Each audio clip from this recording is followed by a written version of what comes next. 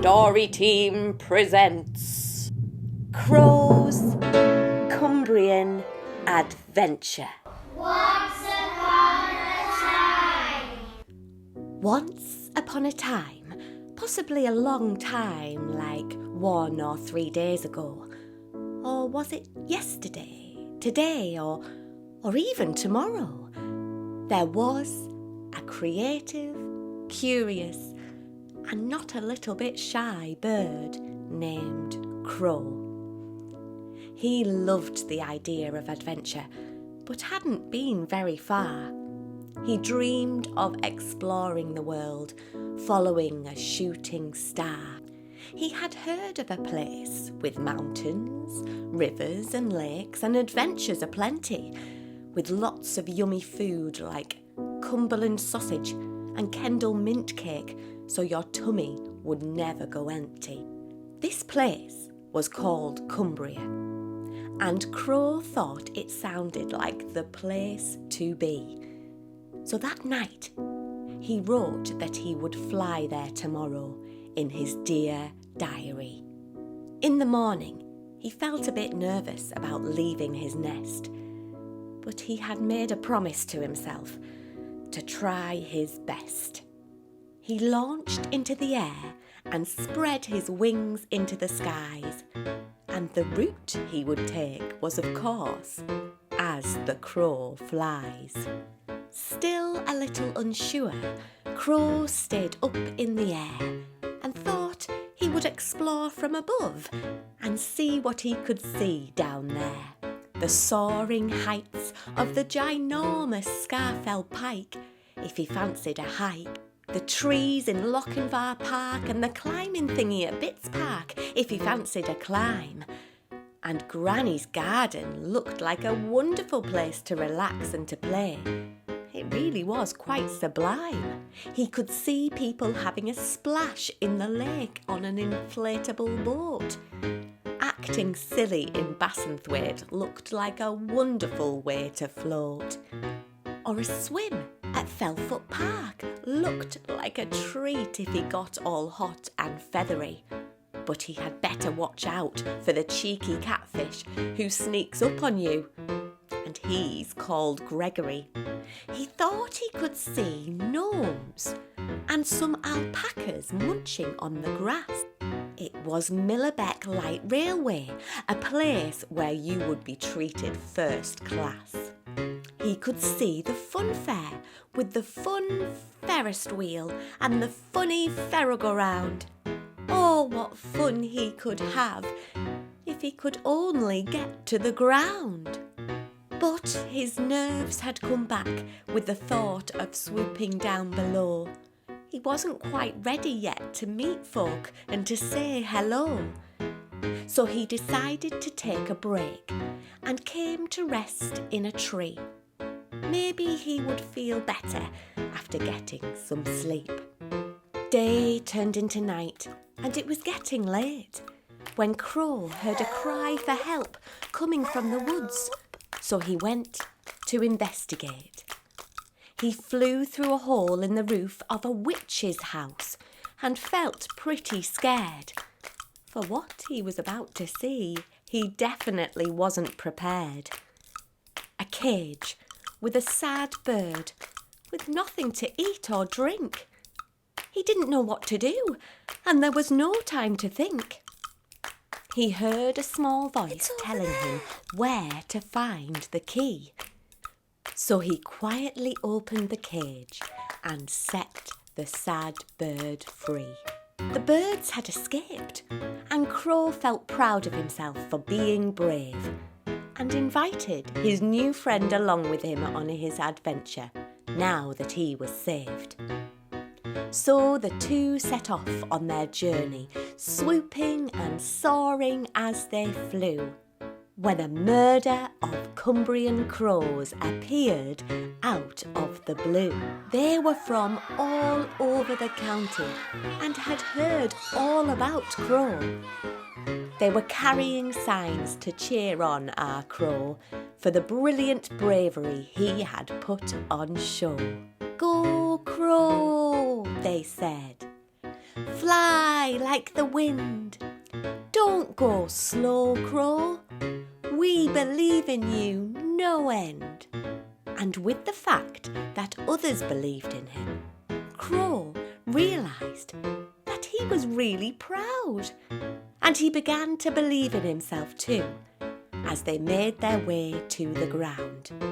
It's okay to feel nervous. Everyone does. And the feeling of overcoming this gave him such a buzz. All of the Cumbrian animal characters were so excited to meet Crow. Some of them had even baked. So they put up a sign to say, "Out here, there is cake."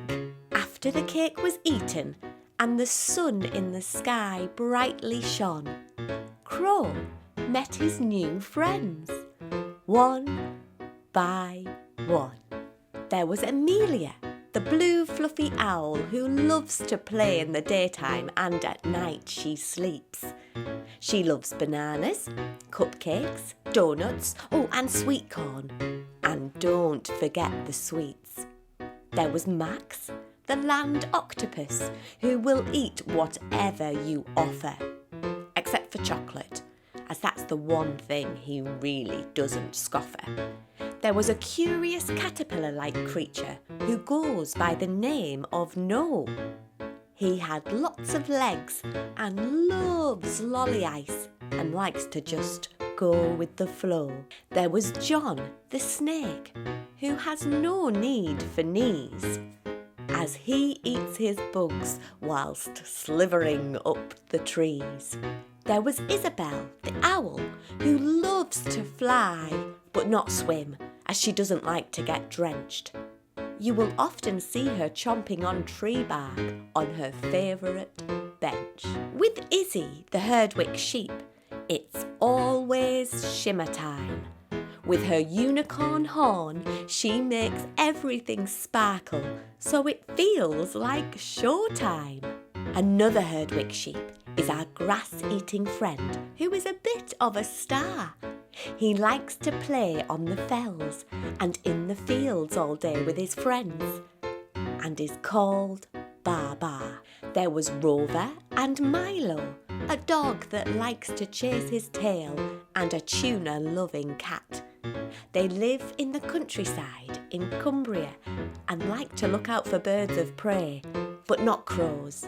That's a fact.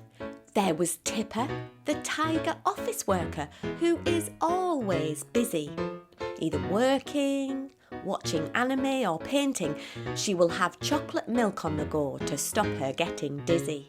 Lily is a crow-like crow, but she is purple with a golden tail and glittery wings. She loves playing tig with her 2 chicks, who hatched from golden sparkly eggs this spring. There were the mysterious deer in Carlisle churchyard, who ran away when Crow glided by. But he understood this, as he knew how it feels when you get a bit shy. Crow was certain that there were some more creatures for him to say hello. But he was stopped in his tracks as the Cumbrian crows hovered above him, flying low. "It looks like you're having a wonderful morning, but we must tell you something and give you fair warning. Every story needs a villain, and in this tale there is more than one. Make sure you look out for these creatures, otherwise you'll be gone." Feathercat is a majestic flying tiger. His coat is sparkly blue. He enjoys adventures and the sport of chasing crows too. Killer, the croco shark, will eat anything that fits into his mouth, including crows. He hates it when his prey escapes, so make sure to keep on your claw toes. Crow was confused, as he couldn't see these scary sounding beasts. So he returned to his new friends who were finishing off their cakey feast. Inspired by the Olympics, team sports felt like the way to go. So Tipper showed everyone how to warm up in the exercise park as she was in the know. Then they were ready for a game of two halves playing football. First, second, third time was trickery. Then Crow scored fourth time's a charm and was cheered on by them all. The animals then put their heads together and invented a new game with Harry Potter themed teams and a ball.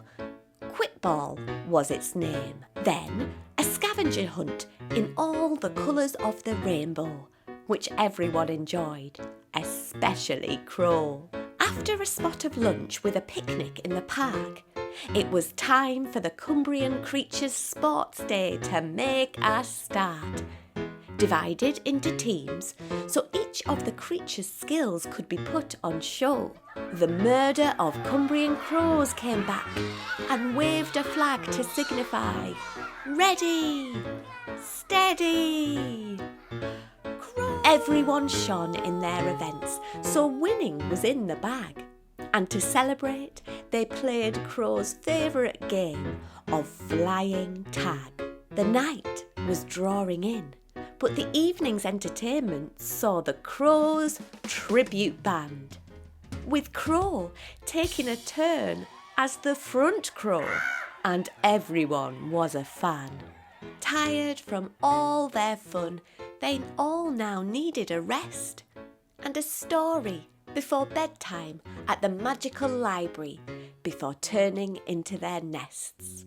It was now time for bed, and Crow certainly needed some sleep before tomorrow's return flight. But how could he go to sleep without the obligatory pillow fight? The day had been better than he could ever have imagined. But something unexpected was about to happen, as Feathercat and Crocoshark had something villainous planned. A trap to capture Crow was on their minds. So they took some of Baba and Izzy's wool, the only thing they could find. They wrapped it around our fun-loving feathered hero. So now Crow was caught in a trap, and he couldn't get out and got all of his wings in a flap. Crow really was stuck. His scratchy feathers were trapped under the rope, so Crow struggled and struggled, his greatest fear coming to life. He tugged at the rope. No luck. He tried cutting it with claws. The rope frayed. Still nothing. He writhed around on the floor, dust flaying around him. How was he going to get out of this position? When out of nowhere, armed with a wand and a little spell, was a young magician. "Expelliarmus!" the sorcerer exclaimed into the skies. And Crow was in for another surprise. Out of nowhere, a bovine-footed man with large ram horns charged their way. Ram Man was his name, and he had not come to stay. He lowered his head and easily cut through the rope around Crow. Then he fled into the undergrowth and disappeared so that no one would ever know. Finally, Crow was free, and it felt so good it reminded him of Christmas morning. But he wished he had listened to the Cumbrian crow's initial warning. And when the two villains returned, they found the ropes, but not Crow. They were disappointed, but tried to put on a valiant show. "We will find him," they thought. But it was not to be, as all of Crow's friends gathered around him to ensure that he could fly free. It was now time for home and Crow's return flight, and he needed to set off soon before day turned into night. As he packed his rucksack ready to fly, there was yet another surprise, as his friends gave him gifts to remember them all by. Whilst they liked his trusty rucksack, Crow's friends gave him a fancy bag to carry everything on his journey back. This really was important, as he needed something to hold fragile things, like the flower petal from Lily wrapped in a golden egg that blinged. As he would be flying through the sunny skies, a pair of snazzy sunglasses were given to Crow to protect his eyes. Also, an extra pair of wings with button controls to put in his pocket in case he got tired. These would help him zoom like a rocket. When these got a bit tired and ran out of steam, he could slide down the rainbow in the light of a sunbeam. And at the end of the rainbow slide, he could pop into a zooming feather car called the Bird 7, so he could ride the rest of the way home. And Crow could put his feet up and feel like he was in heaven. Best not to forget snacks for the journey, if you please. So Baba gave Crow some yummy ewe cheese. And Dexy gave Crow a lovely yellow ice pop to remember all the cool times they had together. And so Crow could refresh his feathers when he took a pit stop. A brand new birdhouse would be waiting for Crow when he finished his roam, with a picture of Jonah in it to remember him by and make it feel like home. Outside in the garden, he could plant rainbow flowers from Cumbria, which would continue to grow, so the memories of all his lovely friends would always be on show. And from these flowers, a special bag of seeds shone in all their glory. They were story seeds, and every time you eat a seed, you know a different story. Crow felt sad to be leaving his friends and a bit nervous about the long flight, so Darcy gave him bravery for the journey, like when she was really brave, playing that video game, defeating the monster in a fight. Crow thanked his friends from the bottom of his heart, then said his goodbyes before making a start. As he flew, a murder of Cumbrian crows came swooping by. They wanted to say how lovely it was to meet Crow and gave him a lovely goodbye. The journey was long but smooth, and when he returned to his new home, tired from his travels, he thought he had something stuck in his claw. Was it gravel? No. It was a piece of precious quartz, a memory from a Wainwright track, where he left his crow footprints and a promise to one day go back. Suddenly, there was a tip-tapping and rat-a-tat-tatting at the door, and when Crow went to answer it, his beak dropped to the floor. It was Bird, also known as King Sunshine, Crow's special friend. He had missed Crow so much that he wanted their fun to never end, as the sun was going to bed and the moon shone bright. Crow and Bird had one of their epic pillow fights. And as Bird fell asleep, Crow made an entry in his dear diary to capture his adventures and a moral for the story. It's good to have friends. When you fall down, they help you get back up again. Now that his adventure had come to an end, he closed his diary and put it on the bookshelf and said to himself as he dozed off into his dreams, "Be brave and believe in yourself."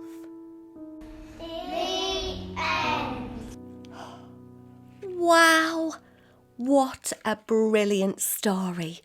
Well done, everyone. Theatre by the Lake, Cumbria Libraries, Crow, Bird, myself, and Jack, of course. We would like to thank each and every one of you who has taken part, whether you've come along to a workshop or you've taken part online. We have loved working with you all this summer to create this brand new tale for Cumbria. You are all brilliant story makers and story experts. And Jack wanted me to tell you, before he decided to take a nap, that stories make the world go round. And every day is your story to tell. Thank you, story team. Roll the credits. Ready, steady,